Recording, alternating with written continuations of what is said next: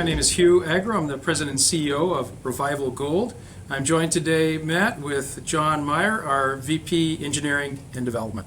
Fantastic. Well, obviously a bit of good news out today in the shape of your PEA. Why don't you give us the headline numbers and we'll kind of dive on headlong into it. It's an outstanding result for Revival Gold. We are at 95 to 105,000 ounces of gold production, typically from the project PEA, averaging 95,000 ounces a year over a 10-year mine life. $294 million of NAV, more than doubling our underlying NAV in the company. And the IRR on the project, 27% after tax. These are at $2,175 gold. And of course, we're much higher than that today. At $3,000 gold, we've got a whopping $752 million worth of NAV on the project PEA. There is a ton of exploration potential, and happy to chat about some of those opportunities beyond this PEA. But Matt, this is a great result for Revival Gold, and importantly, alongside of the PEA, we've been able to complete a schedule for permitting, and that's always top of mind for investors. But remember, this project is located on patented claims, that is private claims, so we go through a state process, and we think we can get it all done within 2 years. It's a great result to be announcing today, and we're really happy with the results. Okay, well, look, we're going to dig into, maybe dig into the weeds a little bit, just kind of help us with the confidence levels of what we're seeing here. You know, PEAs plus or minus 30%.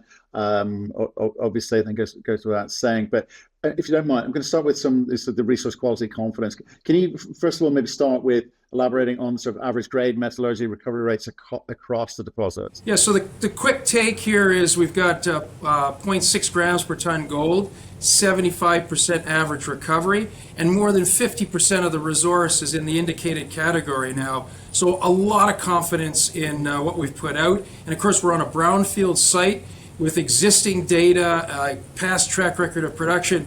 So I think that gives us a special bit of confidence around the project and the project's metrics here. John, would you like to jump in and add anything to my comments here? No, I think we've done a lot of work over the past year, certainly on modeling, geologic modeling, grade domain modeling. We've done a lot of work on the metallurgical modeling as well. I think, and we're bolstered by the fact that we have a handful of column leach tests that we completed this past year, and with really good results. So I think we feel pretty good about the metallurgy and really good about the resource. Okay. Well, look, I'm going to start high level and kind of work my way down. Just again, a reminder of the M&I and inferred kind of breakdown. Yeah, so we're about 1.4 million ounces of gold, of which a little over half of that's in the indicated category, and the rest is in inferred. We're talking about almost 250 kilometers of drilling, so we've got a lot of drill data here, as John was alluding to, and that's allowed us to really develop up a high confidence resource here. More work to go, no question about that, but from where we sit, feeling very confident. Okay, so and in terms of how we kind of de-risk that, bring that inferred in, what's the level of what's your approach to that one? Is that as an urgent thing for you, or is it more about kind of step up and kind of growing the total resource? Well, I'll just start by saying it is important. It's the next step for us. And John, maybe you could add some colors here on the detail. Sure. I think the big thing to understand is we're not lacking drill information from the perspective of the resource. So we feel good about the resource when it comes to drilling, geology, and grade.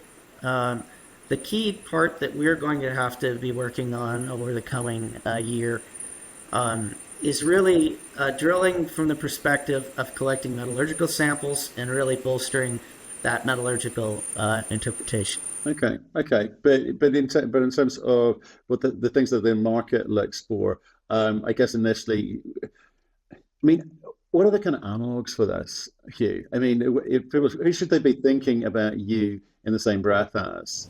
Yeah. So maybe the way to think about this is in terms of recommended next steps, which we cover off in our press release today on the PEA results.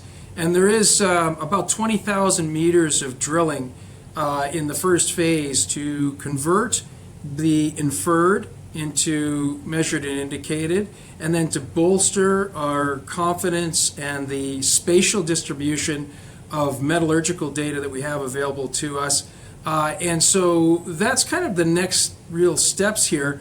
We're talking about a budget of about $8 million of work in the first and second phase, and including a PFS, including the permitting steps along the next while here. And so really it's not a big number to get us to a point where we're really got ourselves ready for a construction decision.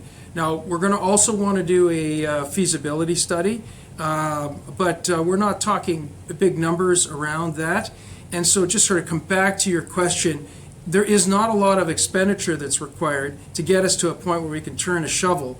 And we're looking at plus or minus 2 years for that process. So that puts us on the spectrum of comparable projects. That puts us as very low risk, low capital to advance. And then we start to talk about our construction capital, which talking about a project that's located an hour's drive from Salt Lake City, where many of the dealers have offices based, for example, Caterpillar, we can get equipment and people very efficiently. Spares, no requirement for a camp.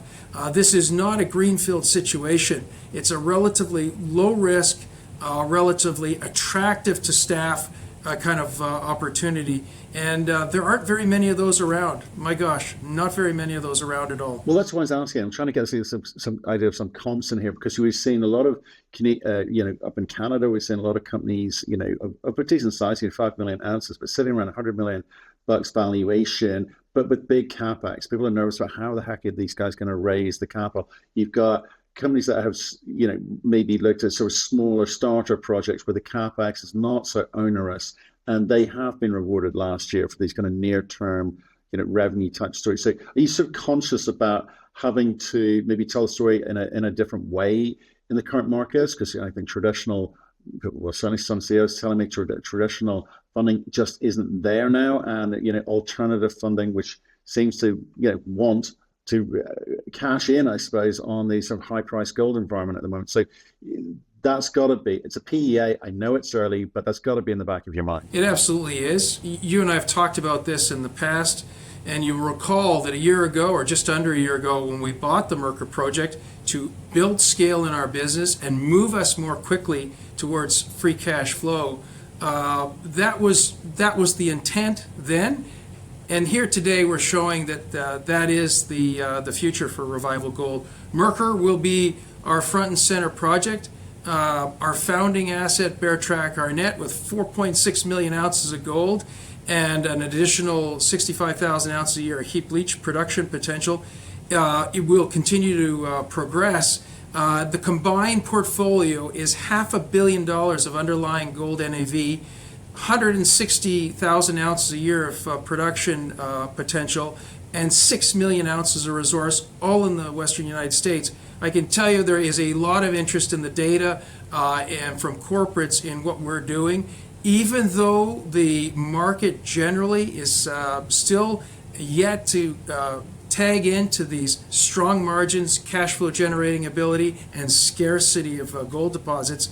The corporates are definitely tuned in, and I would say we've got some sophisticated pools of capital that are that are getting on board with it. It's just a matter of time, and while that's taking place, Revival Gold has positioned itself with one of the few portfolios of assets that can be developed and advanced by our team with our expertise and from our capital base. This is not one of those scenarios that's going to have to wait around for a big corporate to come along. We'll progress it. It's very manageable. These capital costs and these types of projects are just what the doctors ordered for companies of our scale. Okay, now obviously you gave some numbers earlier when you're talking about consensus pricing there, 2175, 2180, that sort of level. At $3,000, this thing gets to 57%. IRR. That becomes very, very attractive. Are you sort of seeing this? I know you've just articulated in a way what the market is looking for, but there's also some new entrants sort of stepping up and saying, well, actually, at these sorts of prices, there's some money to be made as long as the company can show me it's going to be capable of designing something that will work in a short time frame with a low capex, like you are describing at the moment. But and there are very few of and there's very few of those stories, which is great. But you've got to have a view of the type of project this is in terms of the risk of the type of mining that you're going to be doing, the ability to actually feed the mill, etc. So have you got a sense now of where you're at? Again, I appreciate that. PEA, it's early days, but you must have a view looking down the line. Well, let's address the risks and the doability on the project plan. And I can think of no one better to have led the process of optimizing what we have here than John. And I'll ask John to speak to the risks and the challenges, but also the opportunities a little bit. John, please go ahead. Sure. I think you got to start with the fact that this deposit has been mined before via open pit methods. So we're not doing anything earth shattering here in terms of how to mine it. So we feel pretty good about that. It's also been heap leached before. The material's been processed before. We're not mining new units. We're mining units that have been mined in the past, so we have a good handle on how they behave. We certainly have work to do, but I think that the fact that we're on private land, the fact that we have no ephemeral streams, no perennial streams on site, no fish, things like that, and groundwater is very, very deep. Those things really work in our favor in terms of both operational ease and permitting. So we feel pretty good on those fronts. Right. Okay. But in terms of, if you talk about let's get into the rock. Okay. So in terms of the kind of variability that you've been testing across the different kind of ore types, lithologies, depths, etc., depth horizons. What are you seeing there? Because also that'll kind of affect the way you feed into the mill once, assuming you guys build it or someone else builds it. Well, I think it's important to understand that the way the project was mined in the past, they were really looking for the high grade. We are mining largely lower grade, and we're mining more the disseminated zones around those higher grades. So our task is easier from that perspective. We're also mining a bit deeper. The shallow stuff, and this is a unique deposit. It's unique from the perspective that the sulfidic material and most of the carbonaceous material, which have been associated with Mercur in the past, those occur shallow in the stratigraphy. And because we're mining deeper, that lower grade zone, the majority of our rocks are highly oxidized, and so they behave much better metallurgically. Okay, and no deleterious elements in there to deal with affecting recoveries. The rock is pretty clean, and we've seen that by the fact that the closure of the Mercur site has been exceedingly successful from an environmental perspective.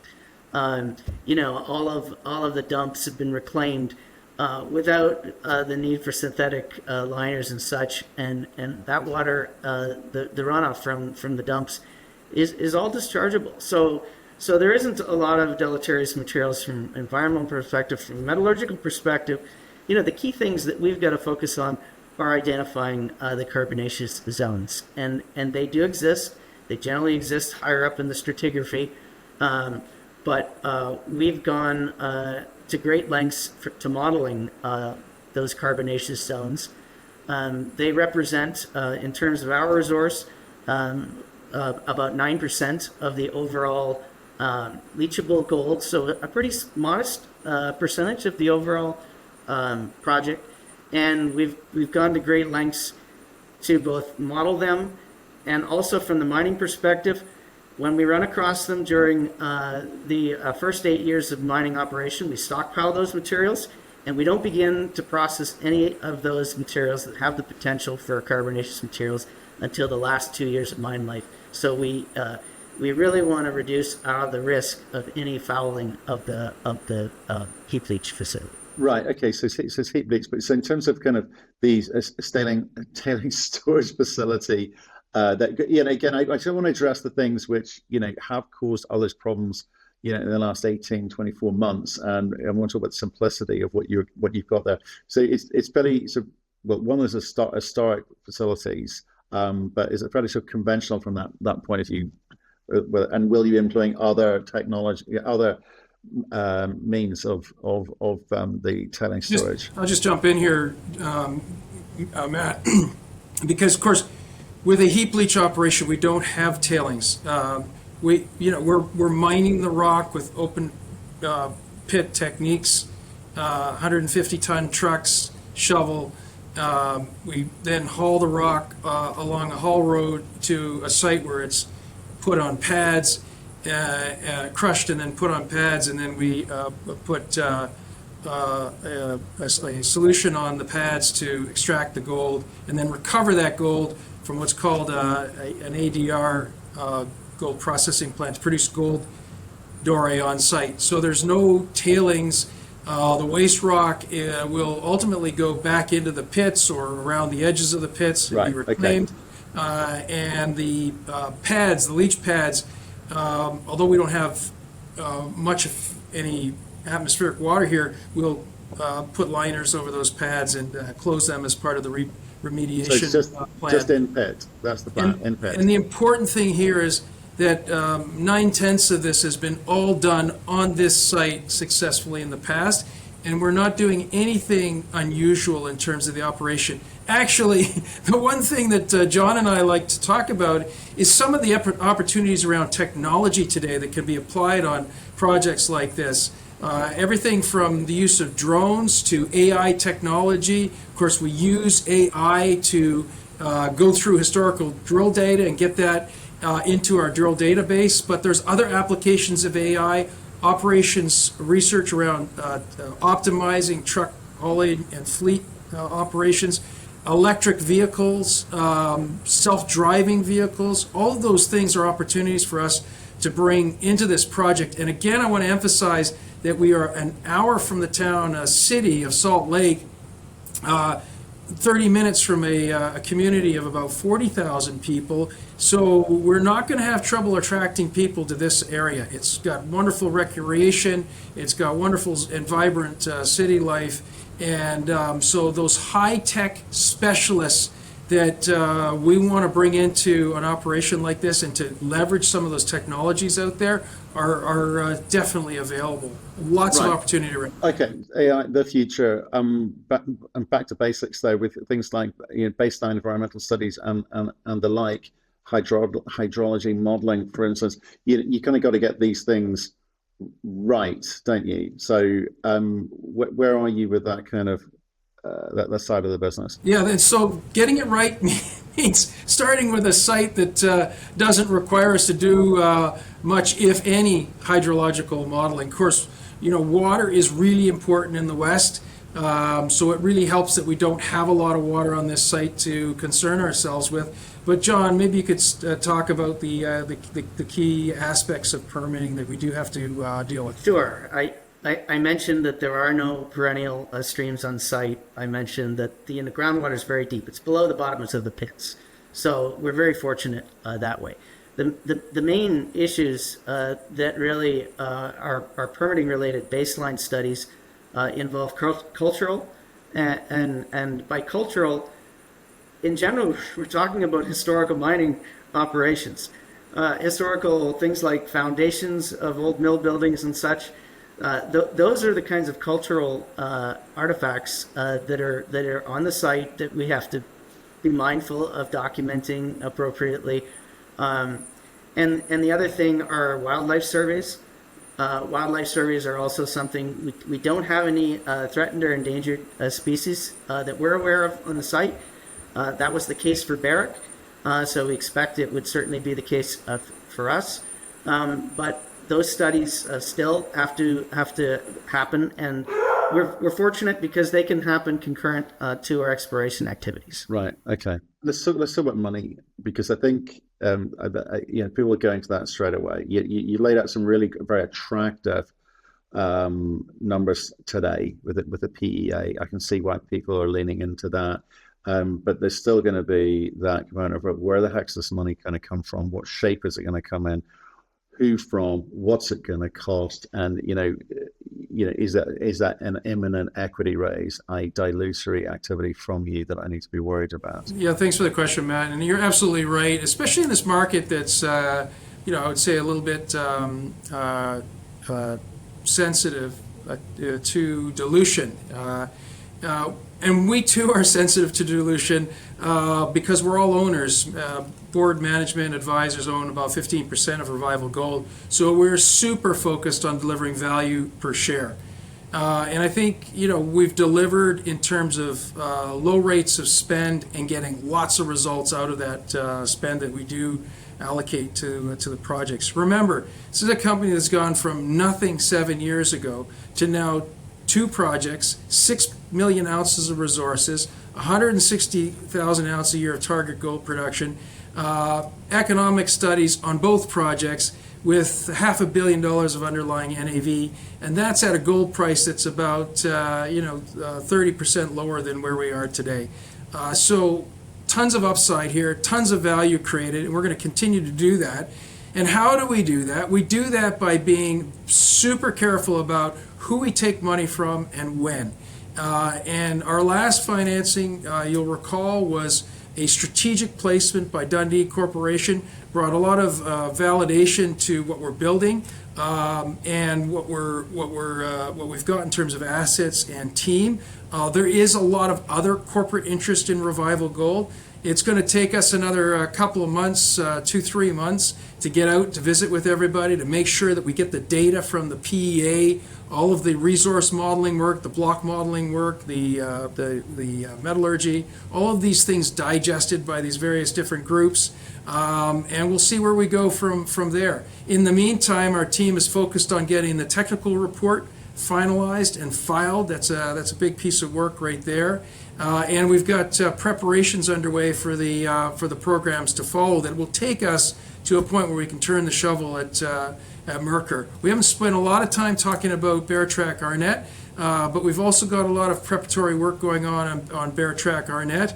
But I think the main thing that we need to do next in terms of funding is to get out and tell the story, be sure that we've got all of the sophisticated parties through our data room, and then we'll look at what we've got. And everything's on the table. We'll look at M&A.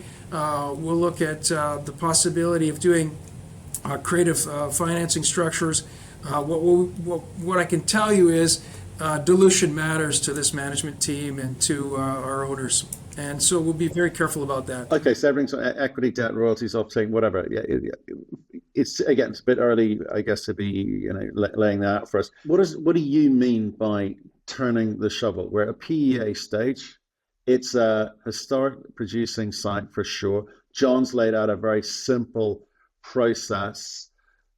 Talk to me about what turning the shovel means timing-wise for you. Yeah, look, the permitting aspects themselves, so all the baseline data collection integrated with the engineering study work we have to do alongside of that, that's a 2-year process. I'd like to get started on that process ASAP.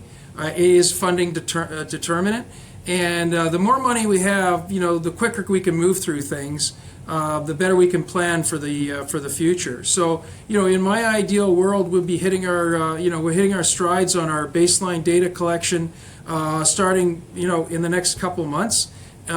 We've got some drilling to do, some metallurgical test work to do. We'll want to have a PFS on this project next year, ideally. And if all's going well, we could be in a situation where we're turning a shovel that is, ready to start construction, within the next 2.5 years. I mean, that's our objective. It's all going to be dependent on availability of funds, because here's the thing about these gold projects, Matt. The gold's not going anywhere. We've got 1.4 million ounces of gold in the ground. In the last 5 years, the value of that gold in the ground has gone up about $1.5 billion. It's not going anywhere. So the last thing we want to do is rush to get through the process of spending our shareholders' money and diluting our capital structure, with the wrong money, the wrong, path, and the wrong set of hands. So we'll take our time to do that properly. In the meantime, the gold's not going anywhere. When we're ready to run hard, we'll run hard. And, I think that we're talking about a 2.5 year time frame till, we're ready to actually turn a shovel. Fully financed, engineered, ready to go. A lot of work, and we've got the right leadership to do that. We've got certainly the right experience. John's got a few folks that are working with him on the geology and on the engineering. We've got a lot of operating talent, not just on our team, but also on our board. Former COO of Eldorado, former COO of Hecla. These are folks who really understand, how to do things properly, and you can bet that they're fully engaged on this project. Okay, I hear what you're saying. And I've got to ask those questions because I think in this high-priced gold environment, people get the dollar signs in their eyes, like those cartoons we used to watch as kids, and get a little bit excited and get ahead of their skis.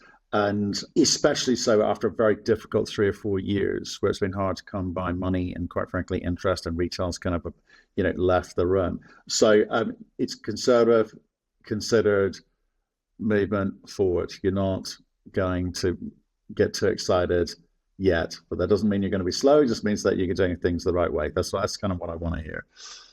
Okay, right.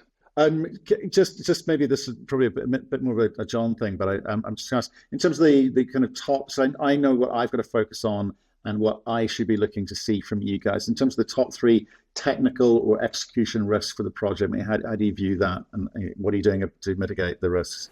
I think that the key risk that we're focused on is metallurgy. It's a deposit that you can make mistakes on from that perspective, and so we can't be complacent about that. And what that's going to take is a bunch of drilling and a bunch of lab work, and so we've certainly got our eyes focused on that. Doing that, getting started on that as soon as humanly possible is really what we want to do. It's not to say that we don't have a strong metallurgical case with the data we've got. We feel we do. The challenge is we just need to broaden that to be more spatially distributed throughout all the tons in the resource. So we're squarely focused on that. The other thing I would just say, I wouldn't call it a risk as much as an opportunity, but what we don't want to do is forget about all the things we've got to do to get ready for permitting. We want to be doing the baseline work concurrent to the metallurgical and the technical work. We don't want to leave that to a next step. We want to make that the next step because, well, quite honestly, the baseline work informs the next study that we're going to do, which is a pre-feasibility study. And so having all that baseline information, whether it's cultural, whether it's wildlife surveys, etc., those are the things that can stuff you up in the next step. Our permitting bar is much lower when compared to a lot of other cases, a lot of other projects.